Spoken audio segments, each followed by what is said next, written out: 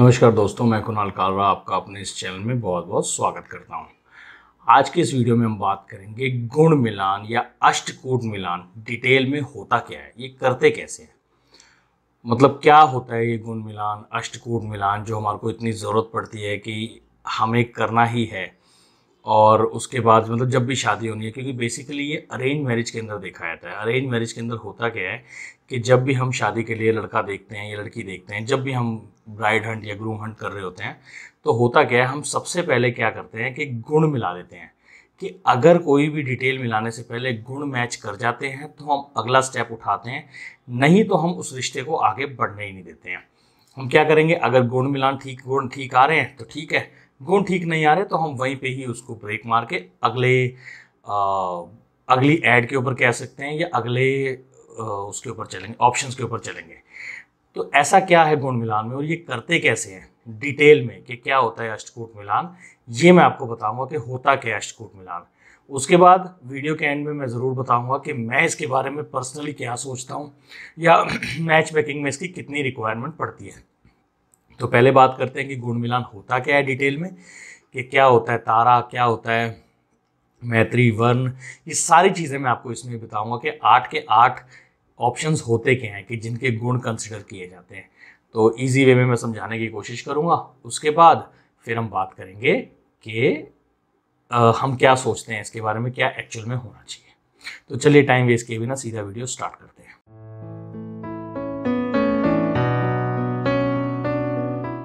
सबसे पहले हम बात करते हैं कि गुण कितने होने ज़रूरी हैं, कितने गुणों को ठीक माना जाता है। होता क्या है कि जैसे मैंने बताया अरेंज मैरिज में देखा जाता है, एक देखा जाता है हमारे लव मैरिज के अंदर भी। कई बार क्या होता है कि लव मैरिज में भी हमें पसंद होता है, मगर घर वाले कहते हैं कि कई बार पुराने ख्यालों के होते हैं या कुछ भी होता है, मैं नहीं कहूँगा पुराने ख्यालों के, मगर कुछ भी होता है, एक डर बना होता है। तो वो कहते हैं कि यार एक बारी ना किसी से मिलवा लो या ऑनलाइन चेक करवा लो। तो कितने गुण होने चाहिए कि ऑनलाइन में सेटिस्फेक्शन आ जाए, क्योंकि अगर कम आ जाएंगे तो फिर उसके बाद कोई ना कोई उसका उपाय किया जाएगा, उपाय से सेटिस्फेक्शन हो जाती है। गुण नहीं बढ़ते हैं मगर सेटिस्फेक्शन हो जाती है। तो सबसे पहले हम बात करते हैं कि कितने गुण जरूरी होते हैं। देखिए एवरेज मैच के लिए हम कहेंगे कि अगर तो 18 से 24 है, 18 गुण से लेके 24 गुण तक मिलते हैं तो वो एवरेज मैच है। और अगर 18 से कम है गुण तो उसको हम कहेंगे कि ये कंपैटिबल नहीं है, ये शादी जो है वो कंपैटिबल नहीं है। और 18 से 24 गुण आते हैं तो इसको हम एवरेज मैच कहते हैं कि ये मैच चल जाएगा, थोड़े बहुत चेंजेस है या हल्का फुल्का उपाय करवाना पड़ेगा या मंगल का या किसी चीज़ का। मंगल, आंशिक मंगल दोष क्या होता है, आप मेरा वीडियो देख सकते हैं, मैंने क्लियर इसमें बताया हुआ क्या होता है मंगल दोष वगैरह। उसके बाद अगर 25 से लेके 32 गुण तक आ रहे हैं, कोई 30 कहता है, कोई 32 कहता है, कोई 31 कहता है, तो हम इसको एक राउंड फिगर में लेते हैं कि 25 से लेके अगर 30-32 तक गुण मिलते हैं तो उसको गुड और अच्छे उसमें आता है। और 32 से लेके 36 गुण, क्योंकि मैक्सिमम 36 गुण ही होते हैं, तो 32 से लेके 36 गुण को हम एक्सीलेंट मैच में कहा जाता है कि ये एक्सीलेंट मैच है, ऐसा मैच कभी नहीं देखा गया होगा। हालांकि हो सकता है कि हमने इसके अंदर कभी कुछ देखी हो, कुछ कुंडलियाँ जो शादियाँ सक्सेसफुल नहीं हो रही हैं या हो रही हैं, उनके एक अलग रीजंस हो सकते हैं कि अलग रीजंस होते हैं। मगर एज पर गुण मिलान, अष्टकूट मिलान, ये कहा जाता है कि अगर 32 से लेकर 36 गुण तक आपके बीच में मैच कर रहे हैं, 34-35 कुछ भी, तो ये एक एक्सीलेंट मैच है। ठीक है, तो अब हम बात करते हैं कि सबसे पहले इसकी जो कैटेगरी होती है वो क्या होती है। ये 8 कैटेगरी होती है जिसके अंदर हमने ये गुण मिलान जो होते हैं ये कैलकुलेट किए जाते हैं। ये 8 कैटेगरी कौन सी होती हैं? सबसे पहले वर्ण, सेकंड नंबर पे वस्या, तीसरा तारा गुण, तारा मिलान या दिना मिलान, चौथा योनि मिलान, पांचवा ग्रह मैत्री या मैत्री भी कहते हैं, छठा गण मिलान, सातवां राशि मिलान और 8वां नाड़ी मिलान, नाड़ी दोष या नाड़ी मिलान देखा जाता है। तो सबसे पहले हम बात करते हैं वर्ण मिलान क्या होता है। वर्ण, वर्ण 4 तरह के होते हैं, हमने अक्सर सुना भी होगा। सबसे पहले ब्राह्मण, क्षत्रिय, वैश्य और शूद्र। ये कास्ट सिस्टम से इसको बिल्कुल मत लीजिएगा कि ये जो ब्राह्मण, क्षत्रिय, वैश्य, शूद्र ये कास्ट वाले नहीं होते। होता क्या है कि राशियों को भी ना इन 4 कैटेगरीज में बांटा गया है। जैसे इंसानों को पहले बोला जाता था ना कि ये ब्राह्मण कैटेगरी में आते हैं, ये पुण्य का काम करते हैं, ये सब अच्छे काम करते हैं। फिर ये क्षत्रिय में आते हैं, ये रक्षा करते हैं, ये सैनिक उसमें आते हैं। फिर उसके बाद वैश्य में आते हैं, फिर उसके बाद शूद्र में आते हैं। उस हिसाब से राशियां भी बांटी गई हैं। ये राशियां कौन कौन सी होती हैं आप स्क्रीन पर देखिए। ब्राह्मण के अंदर आएंगी कैंसर, स्कॉर्पियो और पाइसिस। क्षत्रिय के अंदर आएंगी मेष, लियो, सेजिटेरियस, मतलब एरीज, लियो मतलब मेष, सिंहा और धनु और सेजिटेरियस। वैश्य के अंदर आएंगी टॉरस, वर्गो, कैप्रिकॉन, यानी वृषभ, कन्या और मकर। उसके बाद शूद्रों के अंदर जो शूद्र राशि बोली जाती है वो बोली जाती है जेमिनाई यानी मिथुन राशि, लिब्रा यानी कि तुला राशि और एक्वेरियस यानी कि कुंभ। ये 4 भागों में 12 राशियां बांटी गई हैं, यानी 3-3 राशि एक उसके अंदर होगी। अब इसमें क्या देखा जाता है, जो इसमें देखने वाली चीज़ है वो ये, इसमें कैलकुलेशन जो होती है इसका 1 पॉइंट मिलता है, और ये 1 पॉइंट सिर्फ तभी मिलता है जब बॉय की यानी लड़के की जो वर्ण होगा वो लड़की से एक ऊपर होगा। जैसे लाइन वाइज होते हैं, सबसे पहले ब्राह्मण, फिर क्षत्रिय, फिर वैश्य, फिर शूद्र। तो अगर लड़का ब्राह्मण है और लड़की बाकी तीनों में से है तो 1 पॉइंट मिल जाएगा। अगर लड़का क्षत्रिय है और लड़कियां शूद्र और वैश्य में से एक हैं तब भी 1 पॉइंट मिल जाएगा। लड़का अगर वैश्य है और लड़की शूद्र है तब भी 1 पॉइंट मिल जाएगा। और अगर दोनों एक ही कास्ट के हैं तब भी 1 पॉइंट मिल जाएगा। मगर अगर लड़की ब्राह्मण निकली और लड़का क्षत्रिय निकला तो ये पॉइंट नहीं मिलेगा।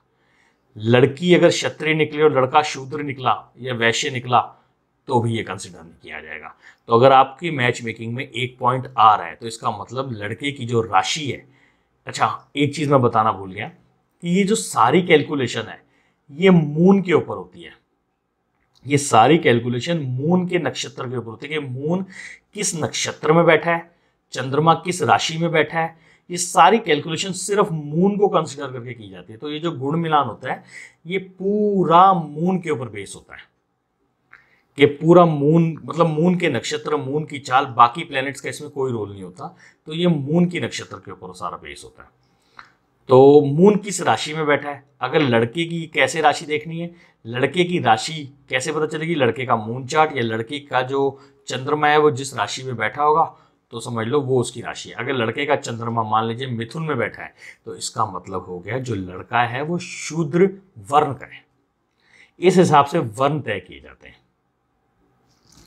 हो सकता है मैं जो बताना चाहता हूँ वो आपको समझ आया हो कि 1 पॉइंट तभी मिलेगा जब वो लड़के का वर्ण जो होगा वो लड़की के वर्ण से ऊपर होगा।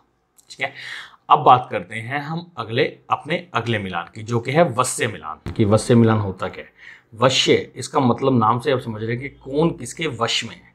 तो होता क्या था कि जब वैदिक काल के अंदर जब कुंडलियाँ मिलाई जाती थी तो उसमें यही हमेशा बोला जाता था कि जो नर होगा उसके वश में वधु होनी चाहिए। तो नर का जो वश्य होगा वो स्ट्रांग होना चाहिए और वधु का वीक होना चाहिए, तभी नर के वश में वधु आएगी।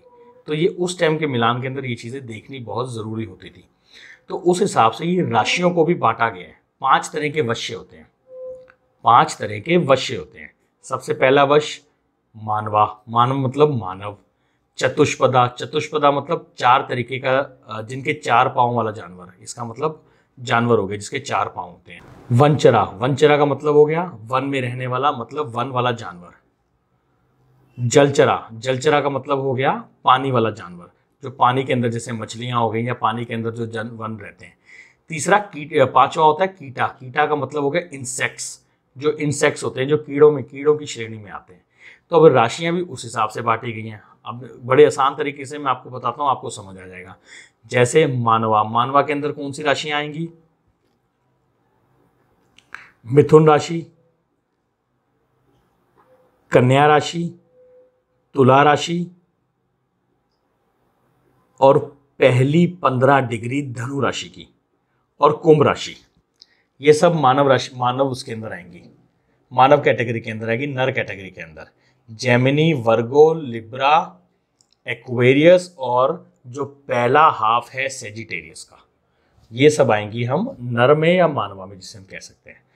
अगला हो गया चतुष्पदा यानी 4 पैरों वाला। इसके अंदर क्या आएंगी? एरीज यानी मेष राशि, टॉरस यानी कि वृषभ राशि, कैप्रिकॉन की पहले 15 डिग्री और सेकेंड हाफ ऑफ सेजिटेरियस मतलब धनु की बाकी की बची 15 डिग्री। ये 15 डिग्री कैसे होता है? ये मून की डिग्री होती है। मून अगर मान लीजिए कैप्रिकॉन में है, आपको नहीं पता वो कितने डिग्री का है, अगर तो वो 16 डिग्री का या 17 डिग्री का हुआ तो वो दूसरी उसमें कैटेगरी में आ जाएगा, वो जलचर में आ जाएगा। मगर अगर वो 15 डिग्री से कम में हुआ, 10 डिग्री, 12 डिग्री, 11 डिग्री के अंदर हुआ, तो वो चतुष्पदा कैटेगरी के अंदर आएगा। अगली बात करते हैं हम जलचरा की। जलचरा के अंदर कौन सी राशियां आती हैं, यानी वाटरी साइन के अंदर कैंसर, पाइसेस और कैप्रिकॉन का बाकी का 15 डिग्री, मतलब लास्ट के 15 डिग्री के अंदर अगर मून है तो। वनचरा यानी वनचरा मतलब वन का जानवर, तो वो वन का राजा ही कहा जाता है। तो वन का राजा एक ही राशि हुई जो कि है सिंह राशि यानी लियो। पांचवा हो गया कीटा यानी इंसेक्ट्स यानी स्कॉर्पियो। तो ये स्कॉर्पियो जो राशि होती है, बिच्छू होता है इसका जो साइन होता है इसका जो, तो वो बिच्छू होता है। तो बिच्छू का मतलब हम उसको कीटा में लेंगे, तो वो कीटा हो गया। तो ये 5 कैटेगरीज है। इन 5 कैटेगरीज में से जो कैटेगरी स्ट्रांग है, अगर वो बॉय की है तो पॉइंट मिलेगा, अगर वो नहीं है तो नहीं है।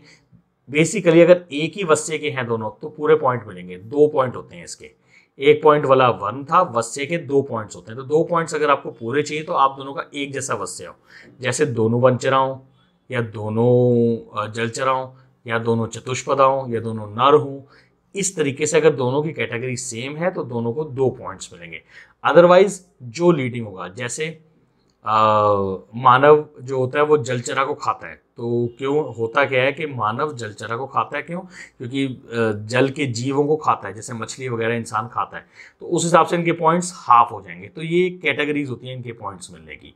तो ये मिलेंगे कैसे, मैंने आपको बताया कि अगर वस्य सेम है तो 2 पॉइंट्स, अगर वस्य सेम नहीं है तो पॉइंट्स 1.5, 1 इनकी कैटेगरी के हिसाब से होता है। मैं चार्ट आपके सामने ये स्क्रीन पे, आप इसको देख लीजिए, इस हिसाब से इनको पॉइंट्स मिलते हैं।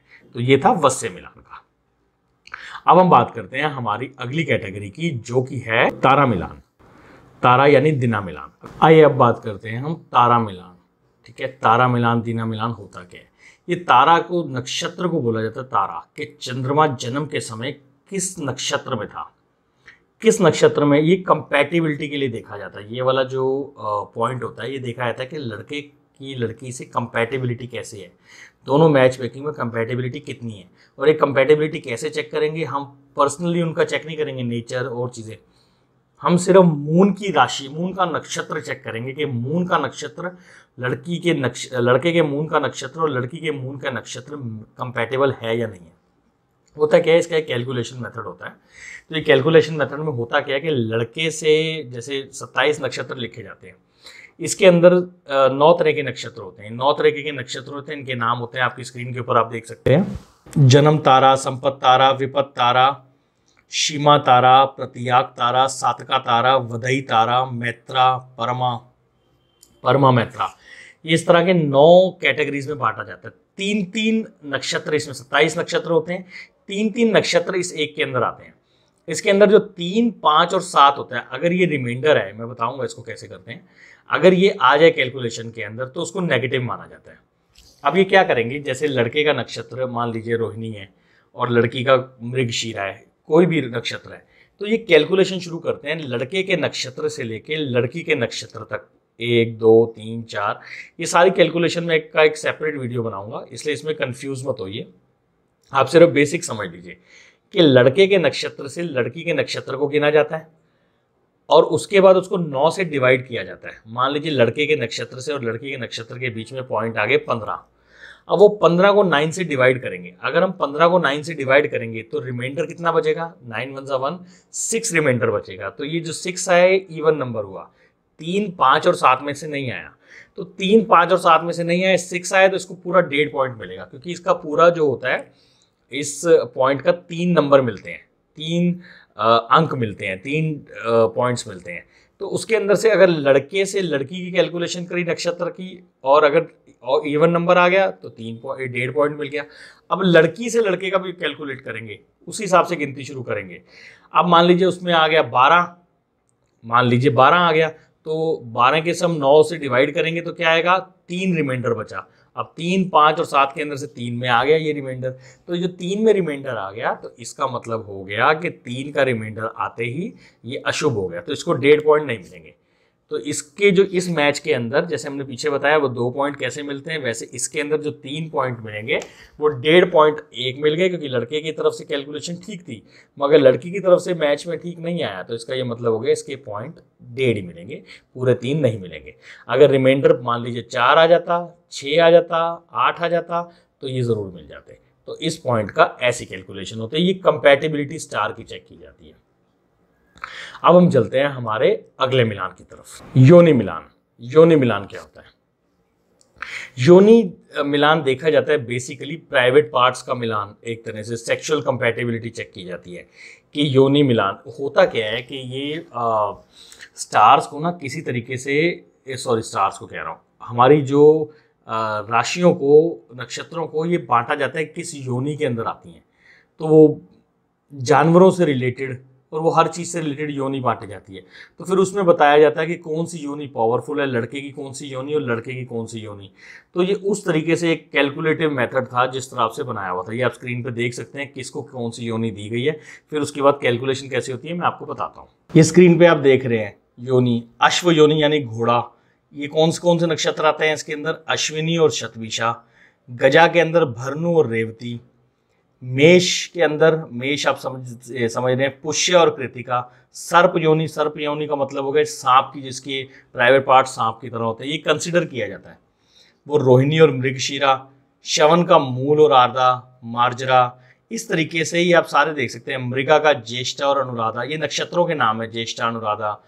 पूर्वाषाढ़ा, श्रवणा, नकुल, उत्तराषाढ़ा, अभिजीत, ये सारे नक्षत्रों के नाम है। तो ये इनकी योनियां हैं। इस तरीके से 5 टाइप ऑफ रिलेशनशिप बनाए गए हैं योनि और नक्षत्र में। स्वभाव योनि, फ्रेंड योनि, न्यूट्रल योनि, ऑपोजिट योनि, एनिमी योनि। तो इसके 4 पॉइंट्स मिलते हैं। ये 4 पॉइंट्स किस बेस पे मिलते हैं?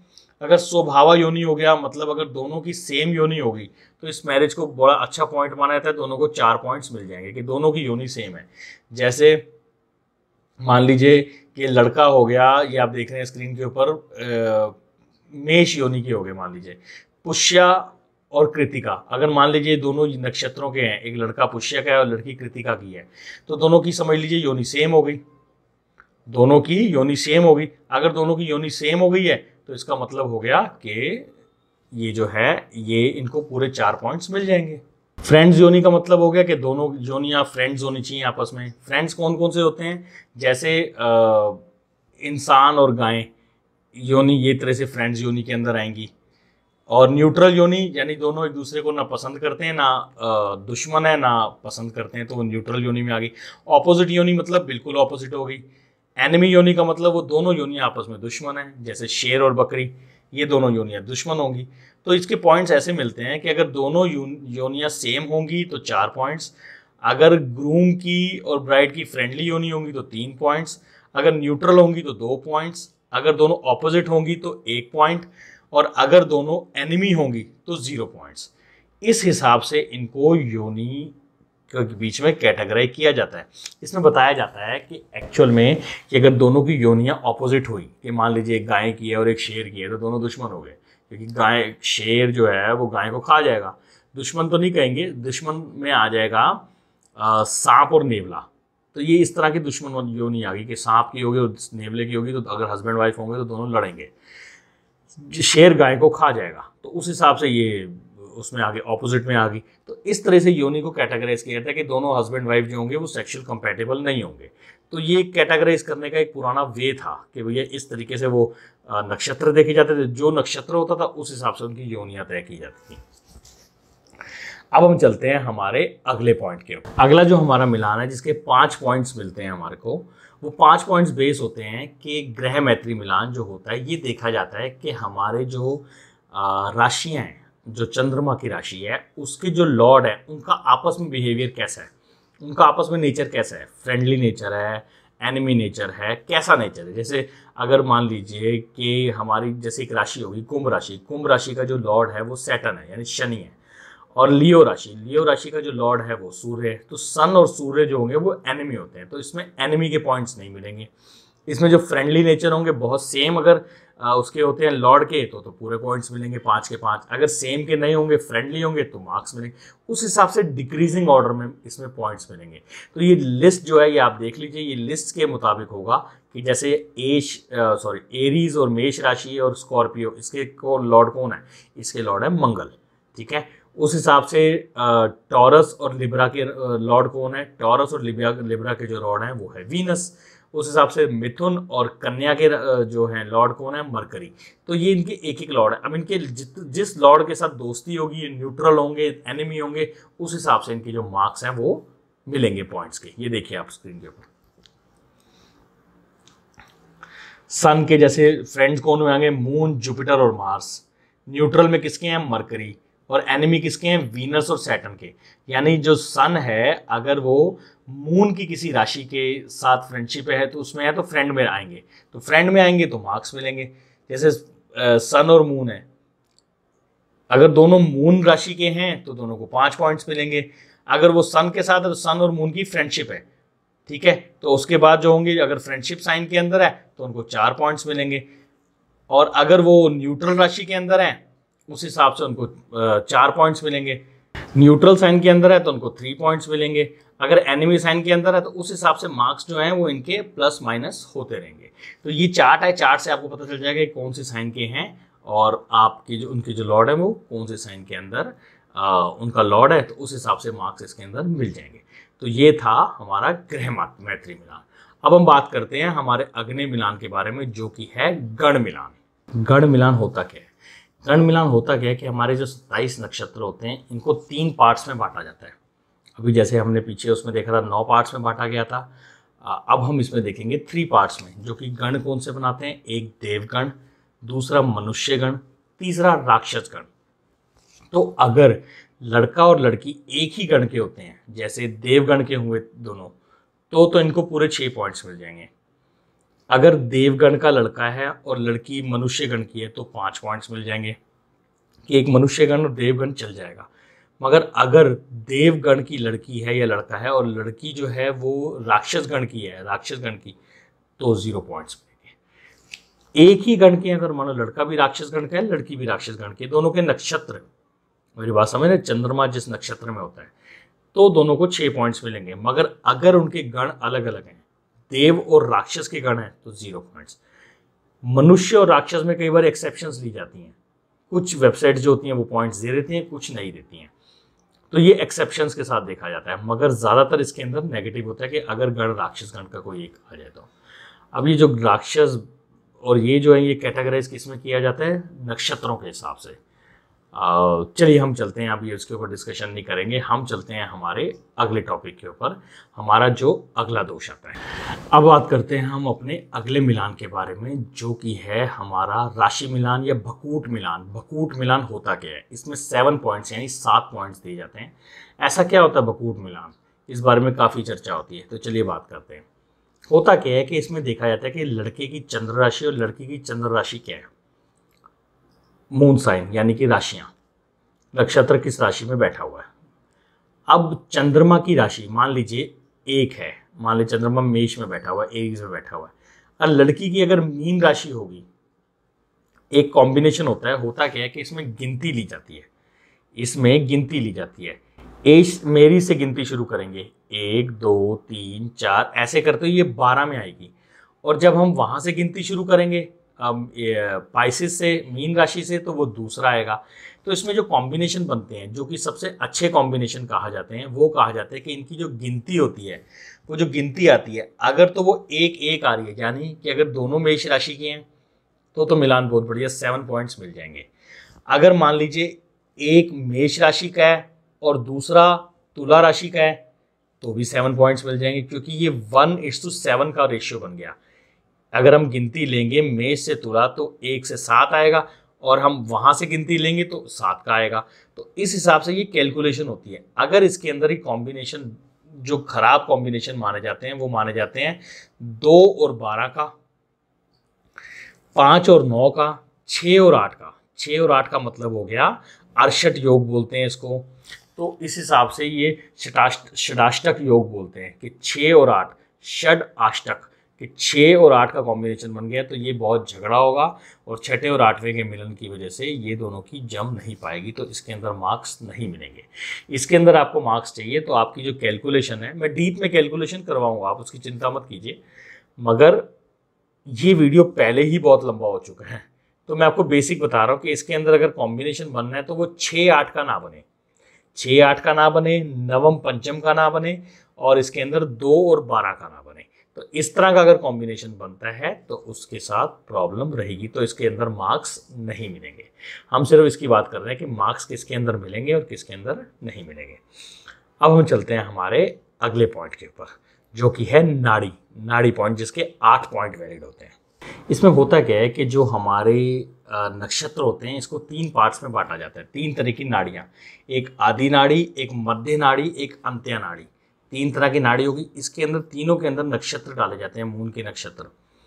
अब होता क्या है, देखा जाता है कि कौन से नक्षत्र किससे कंपैटिबल है।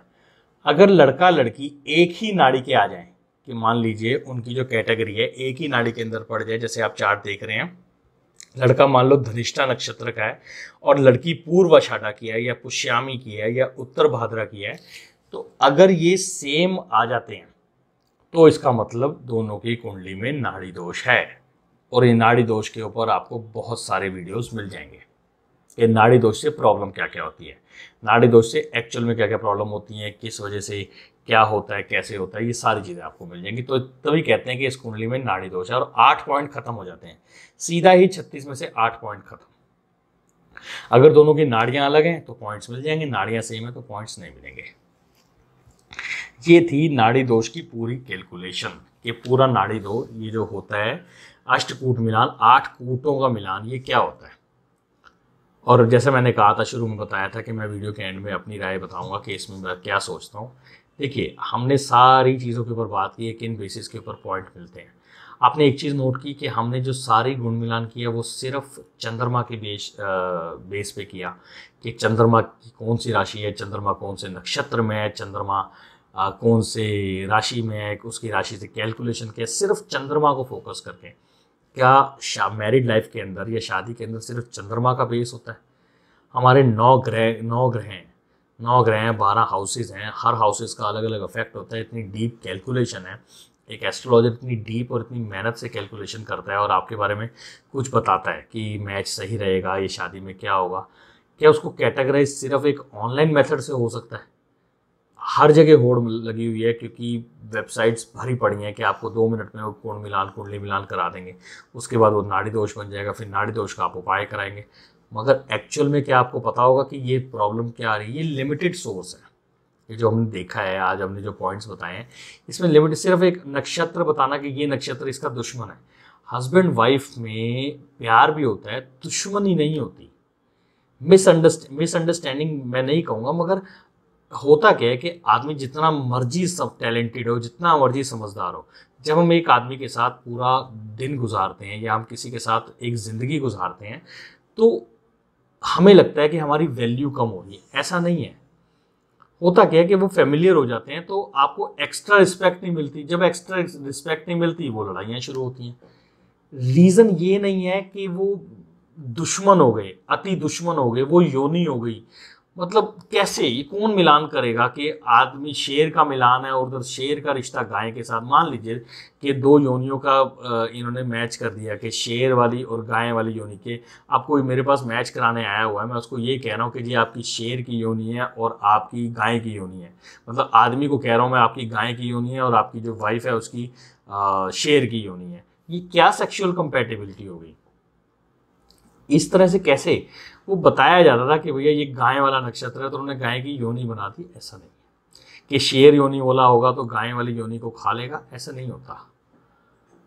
कौन किसको खा रहा है, ये तो इसमें बहुत फैक्टर्स देखे जाते हैं मैच मेकिंग में। कभी भी आप मैच मेकिंग करें तो सिर्फ इस पर डिपेंड ना रहें कि सिर्फ यही बेस है। ये नॉलेज के लिए कि बार बार मेरे पास कमेंट्स में अगर आप चेक करें कि इसके बारे में बताएं कि गुण मिलान के अष्टकूट मिलान क्या होता है। अष्टकूट मिलान का ये होता है कि इनकम्प्लीट मिलान है, ये पुराने टाइम का पता नहीं कौन सा मिलान है, मगर हमें पता होना चाहिए। क्योंकि अगर हम आगे कर रहे हैं, हम क्या मिलान कर रहे हैं, क्योंकि इसकी तारीफ़ें भी सुनने को बहुत मिली हुई है। ये मिलान से ये होता है, आप ये मिलान से कुछ नहीं जान सकते कि उसका आने वाला फ्यूचर क्या है। आपको ये पता है कि उसके आने वाले 2 साल क्या हैं, 4 साल क्या हैं। जब आपको यही नहीं पता उसके आने वाले 2 साल 4 साल क्या हैं, तो आप किस तरीके से मिलान के क्या कंपैटिबिलिटी चेक कर सकते हैं। ये कंपैटिबिलिटी चेक करें, लविंग केयरिंग नेचर है या नहीं है। सामने वाला जो होगा वो अग्रेसिव है तो क्या वो अग्रेशन ख़त्म करने के लिए कुछ करता है, आर्मी में है, जिम करता है। अग्रेशन कहाँ निकालेगा, नहीं निकालेगा तो घर पे निकालेगा। बिजनेस उसका बिजनेस में है तो अग्रेशन कहाँ, बिजनेस में निकलेगा। बहुत फैक्टर्स होते हैं, हर चीज़ के ऊपर हम नहीं बात कर सकते, मगर जनरली जो होता है गुण मिलान वो मैंने आपको इसके अंदर क्लियर कर दिया है। आशा करता हूँ ये मेरी दी गई जानकारी से आप सेटिस्फाई होंगे। तो आपसे अलविदा लेता हूँ, काफ़ी लंबा वीडियो हो गया। तो फिर मिलूंगा, तब तक के लिए नमस्कार, आपका समय शुभ है।